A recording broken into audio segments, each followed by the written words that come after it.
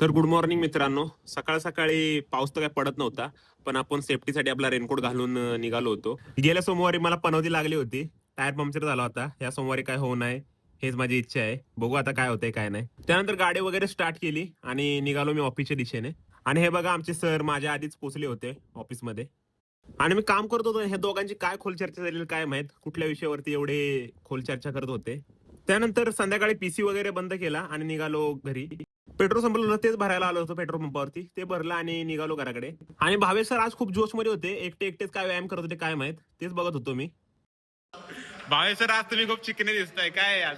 मी बारका होतो तेव्हापासून चिकनाच आहे. हो वा. पण आज तरी पण आज लहानपणापेक्षा अजून आज जास्तच हँडसम दिसताय. काय माझ्या तोंडावर पहिल्यापासून ग्लो आहे. आज ग्लो जरा वेगळाच वाटतोय काय. आज काय नाही. आज नागपंचमी आहे त्यामुळे दूध प्यायला बाहेर आला वाटतं माझं.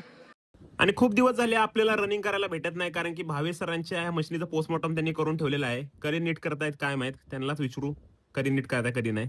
तर मी माझा चेस्टचा आणि ट्रायसेपचा वर्कआउट कम्प्लीट केला आणि निघालो घराकडे. तर मित्रांनो, आजचा ब्लॉग तुम्हाला कसा वाटला मला कमेंटमध्ये नक्की सांगा आणि भेटूया पुढच्या ब्लॉगमध्ये. चला बाय.